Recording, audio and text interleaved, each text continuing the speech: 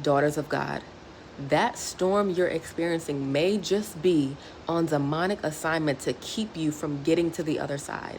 So in the last short, we read Mark chapter 4, and this is the passage about Jesus on the boat with his disciples. The storm came. The disciples thought that they were going to die. Jesus rebuked the wind, and they end up getting to the other side, just like Jesus said that they would, right? Okay, so first of all, I am not of the thought that everything is a spirit, even though a lot of the stuff is. But I do believe that everything has a spiritual root with a physical manifestation of that.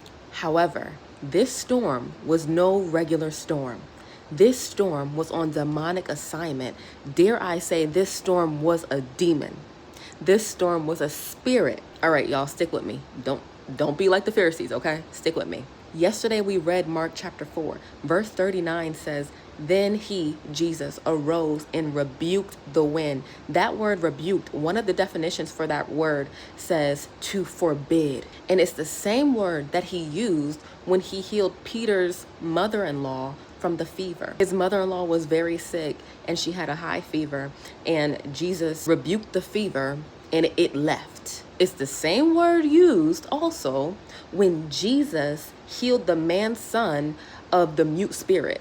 The son had a mute spirit and the disciples could not cast it out, but Jesus rebuked it and it left. That is why I say that this storm was no regular storm. It could have been a spirit on assignment to keep them from getting to the other side. Why was it keeping them from getting to the other side? Because Jesus and his disciples were about to enter a region where he was going to shake some things up. He was getting ready to cast out their pet demon, or should I say demons, because they said that their name was Legion, for they were many. Mark chapter 5. Verse 2, it says, "And when he, Jesus, had come out of the boat, immediately there met him out of the tombs a man with an unclean spirit." That tells us that Jesus and his disciples, their coming and arrival was announced in the spirit first, because it says it immediately met him there. Immediately met him as soon as he got out of the boat. So you, daughter of God, know that what you're experiencing is more spiritual than you think.